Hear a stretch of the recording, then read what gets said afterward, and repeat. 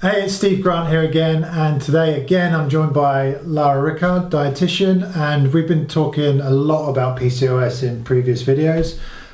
We've gone through the kind of slightly controversial naming of PCOS, and actually is slightly incorrect, shall we say. Yeah. We've spoken about the main driving forces behind PCOS, the insulin resistance and the inflammation as well. Then we've spoken about the sort of symptoms that you might, what PCOS is, and some of the symptoms that you might experience as well.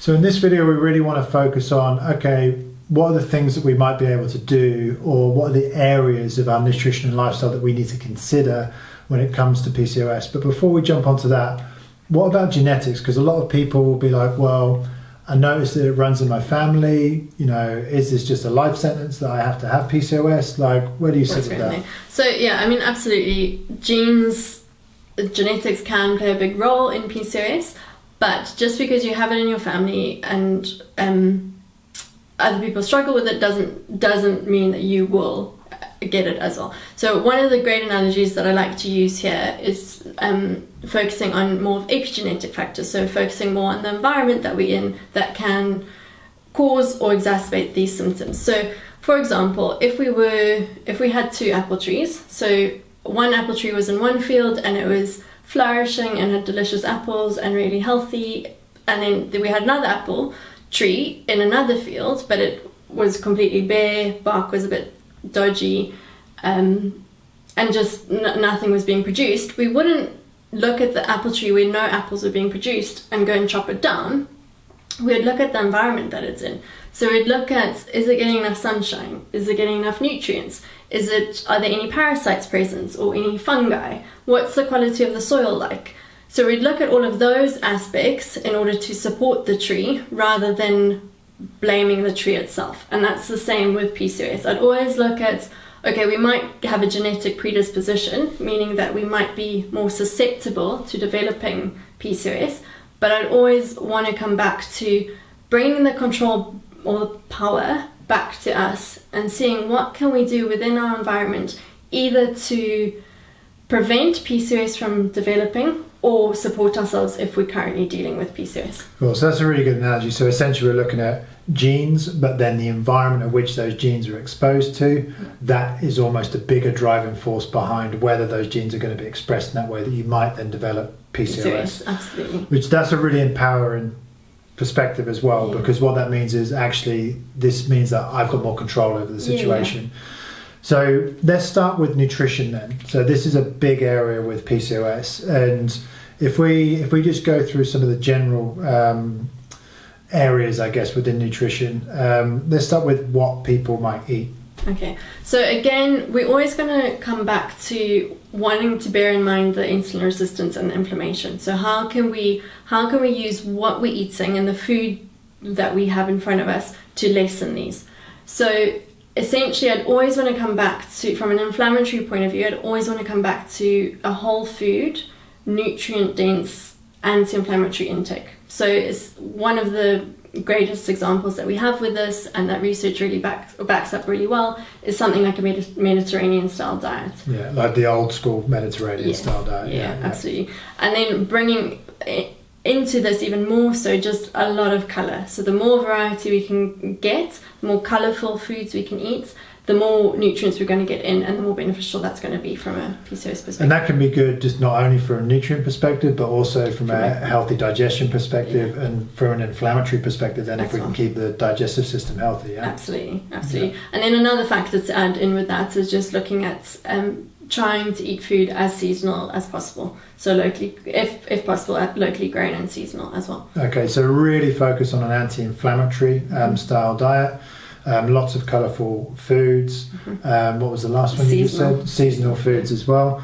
And then we've got that area of, like, in terms of what we eat and the insulin resistance side of it. So if someone is showing up as if they are insulin resistant, maybe high levels of insulin in their blood, what kind of other approaches might you take with that on top of those recommendations? From a food perspective, I think one of the big things to remember here is getting into that mindset of not going into diets, because I think so often, especially typically, and this isn't always the case with all women with PCOS and insulin resistance, but it often is that weight is more of a concern. And then what I typically find there is that we've got this yo-yo dieting going on, and we've got chronic dieting going on, which in itself can be detrimental.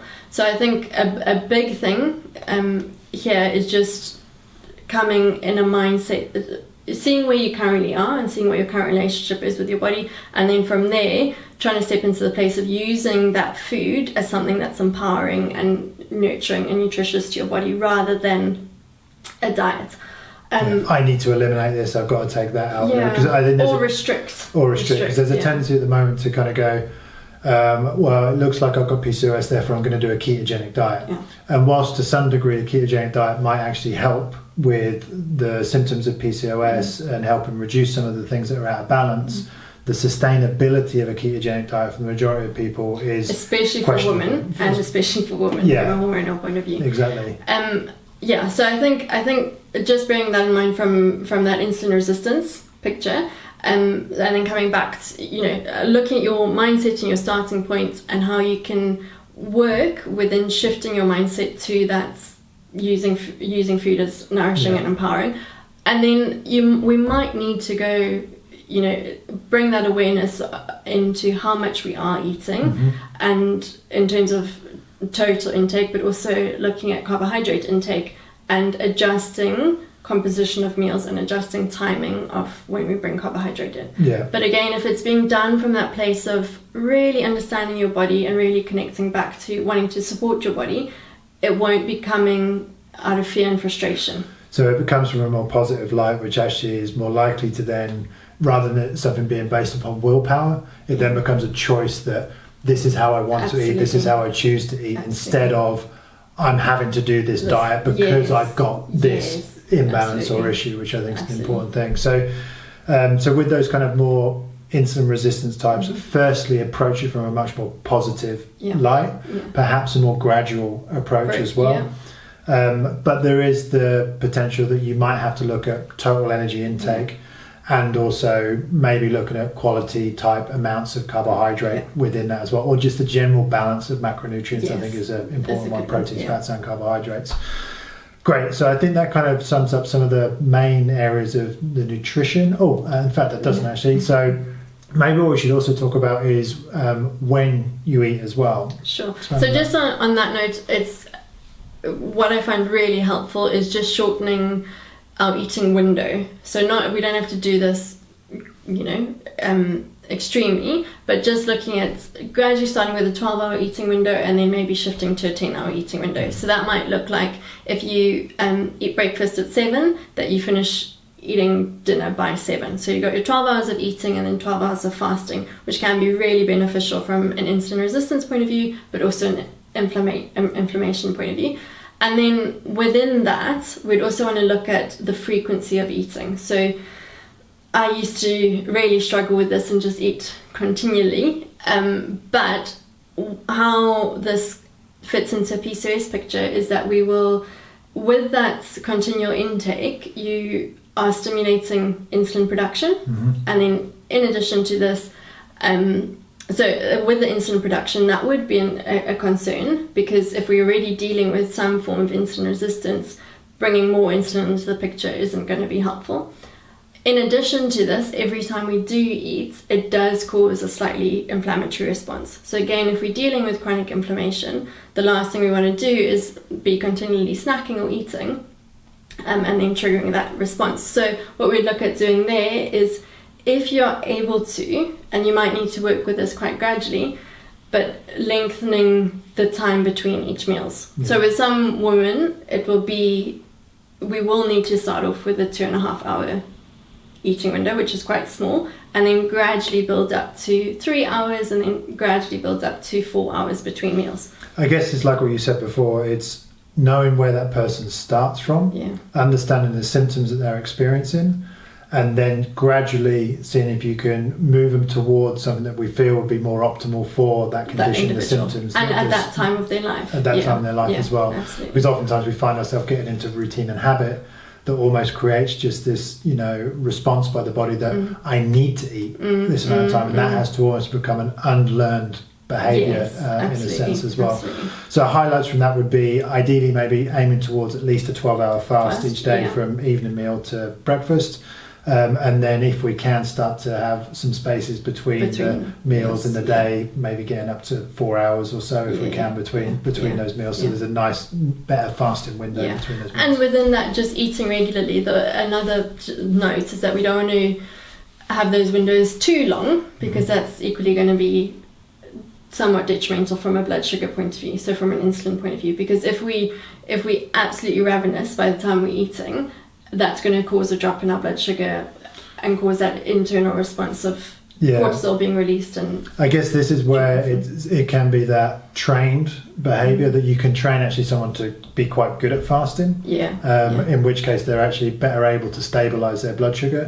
Whereas if you suddenly jump in to try and do an elongated fast, then that person that's used to having food coming in on a frequent basis actually experiences more dips, stress responses, that sort of thing, as a result of not having food at that time. So another area then, which I think we should definitely touch on, is the kind of how and why we eat as well. So I think just coming back to how we're eating, often just how modern day life is, we are, even if we're not rushing all over the place, we're often not in that parasympathetic or rest and digest frame of mind when we are actually eating. So I know this is often true for myself, and something that I continually need to be intentional about, is that even that I can come and sit down to eat and I might not have any other distractions going on, but my body itself is quite tense. So it's just finding cues for your body to relax and calm down. And so helpful things within this are breathing 3 to 5 times before you eat, just being a bit more mindful about the food in front of you and showing gratitude for it. Little things like lighting a candle can also be extremely helpful, just to help your body sink a little bit deeper into that parasympathetic. So almost in a sense create a bit of a routine, a more relaxing routine around your food, so you're not just going one thing into another, which oftentimes with that, I'm guessing that tends to drive more emotional food habits as well, which normally with that you're not then reaching for a stem of broccoli, you're going to reach for something that's kind of going to give you that instant kind of dopamine kick or reward, which is usually going to be sugar and caffeine and fats and salts and that and those types of foods. More processed foods, which is, if we come back to what we started off, we want to focus more on a whole food diet as opposed to a processed diet. Because I think it's always important, because a lot of the time people can tell you what to eat, but the mechanism of why we choose to eat certain things and the emotions that can be involved in that is just as important as the understanding of what food is going to be right to eat. So tapping into how you feel around food and your emotions around food, and when is it that I just find myself in the cupboard picking out things and eating unmindfully, or I get back from work and I plant myself on the sofa and I just throw a load of chocolate down my face or something. Not that I've ever done that. And then another aspect, just briefly within that, of how we're eating is chewing our food, because if we aren't chewing our food well, it just sets up the whole of digestion on a back foot, essentially. So I mean, it's firstly just tuning in to see where you are right now with chewing. And then from there, gradually increasing your chews and being intentional about that by 10 times kind of each meal. And the gold standard would be up to 50 times. I still have to work on that. Definitely. And one of the again, with this is, from an inflammatory perspective, if we're not chewing our food properly, then we don't have the hydrochloric acid and the enzymes and the bile to break food down, and that food can end up within our gut whole and undigested. That potentially, if we are dealing with some form of gut concerns anyway, it might trigger an inflammatory. So I guess the issue is it can exacerbate maybe some imbalances that are present there already, maybe some imbalances of bacteria, or what they might term as dysbiosis, that if we're not breaking down our food properly, then that might just exacerbate that, or even actually drive that process in the first place as well. And then again, coming back to PCOS within that, is that if that's happening and we also aren't absorbing our nutrients properly, that in itself, whether we are dealing with PCOS or not, is going to or might impair ovulation, because ovulation is such a nutrient demanding process. So now we already have PCOS and we already have concerns with ovulation, and then now we don't have the sufficient nutrients to get them in, and that can again further exacerbate us from an ovulation purely perspective. just from not having the nutrients needed to create the actions within the body that for are required. ovulation. Yeah. Okay, so I think that's a reasonably decent summary of kind of the what we eat, when we eat, and the kind of why and how as well. So sleep's a really interesting topic, because this has got a lot of press over the last 5 years or so. How might sleep affect us from a PCOS perspective? Sure. So when we aren't sleeping sufficiently, and that can even be insufficient sleep for a few days at a time, this can worsen or contribute to insulin resistance. In addition to this, it can also have an impact on our immune system and activate our immune system, which then can trigger that inflammatory response. So both of those drivers with PCOS gets affected by not sleeping. Yeah, and I think indirectly just the things that then happen when we're lacking of sleep as well would be what are the food choices we're likely to make, what's our appetite like, what's our mood regulation, what's our mood like as well, and then how does that influence, other areas, how do we handle stress, how do we handle the foods that we're eating as well. So sleep is kind of one of those foundations underneath all foundations that need to be prioritised for sure. And we touched on it just a little bit, I mentioned it there, but stress is also a really interesting one, right? Yeah, stress is a biggie. So because even if if we've got our food down, if we've got our sleep down, if we've got movement down, but we still stressed out our brain, because of the physiological response that's going on that our body's having in a stress state, that fight or flight response, we can then I guess the mechanism of the fight or flight response state is that it increases the level of glucose in the blood, so that you can fight or run away. Which, in the circumstances of fighting or running away, you utilise that glucose, so it's not that much of an issue. Whereas most people's stress these days is sat down in front of TV, looking at themselves in a mirror, reading emails, reading emails. Texts, so we're sedentary whilst we're creating the fight or flight response state. So glucose can go up chronically in those states, which then I'm assuming will then start to affect insulin, inflammation, those areas. Yeah, and then again, so even if all those other areas are perfect, quote unquote, but we are still stressed, that it's also interesting to note how stress can override from a food perspective certain things. So if we are stressed chronically, how it impairs hydrochloric acid secretions, enzyme secretions, bile secretions, and how that can also then come back to impairing absorption of nutrients as well. So it's a biggie. I think a really important thing to always come back to is just tuning into like that honesty of what is actually causing stress within your life, because sometimes we'll just brush things off or pretend that we're brushing things off when actually they are triggers. And a really helpful thing with this is just tuning into how your body responds. So are you clenching your jaw? Are your shoulders really tight? Do you notice your heart rate go up? Anything happening digestively? And just seeing what your physical cues are when it comes to stress, and then from there finding ways that are suitable to you as an individual at that given time of your life to support yourself. Because there is often people say just meditate or just breathe or those kinds of things, where actually that in itself can actually create more stress for someone. So it's that approach of understanding you and orientating to your situation.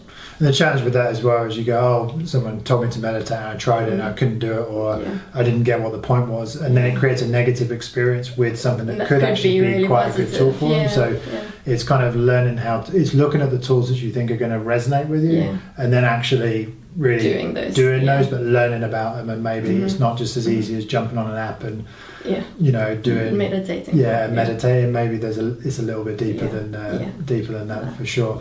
So we've done nutrition, we talked about stress, we talked about sleep, and another one is movement as well. And I think with movement, the biggie there is just do it. And so Just do it. I'm not working for Nike. But it's not, we're not saying head off to the gym for hours on end or go sign up to a personal trainer or anything on that front. It's again coming back to where you are and what you can start off with at the time. So any form of movement to start off with is going to be beneficial, especially from an insulin resistance point of view. And that's largely because of how through the process of exercising, glucose can get taken up into the cells more effectively. Yeah. So I think you're right there. I think choose something that you know you're going to enjoy because you're more likely to repeat doing it. Think about where your starting point is and then graduate your exercise program with that. And then, of course, when you get into, if you're really looking at exercise, it's going to be significantly beneficial for insulin sensitivity. Then you might then get into some forms of strength training or higher intensity training or something like that. But just the action of being regular and consistent with exercise and using up some of the storage sites of energy, essential glucose in the body, just frees up that space to get more in, and that can just bring the insulin level down as well. Okay. Yeah. And I mean, and making it as fun as possible. So even things like dancing or hiking or moving, just any form of movement is really we all beneficial. love dancing, right? Well, I do. Brilliant. So I think that's a really nice summary, at least to get people introduced to the fact that there are so many things that we can do to help with polycystic ovarian syndrome. Also in the past videos, that it's not just cysts and ovarian issues. It is actually, it hits other systems in the body. And the symptoms that people experience can be not just ovulation issues. It can be much wider than that as well. So we really hope that you've enjoyed these videos. Definitely check out Lara's website, marulawellness.com, where she's got tons of information about PCOS on there. Or you can just inquire with her or use our contact form. However you want to get in touch, then please do, and we'll be back again soon.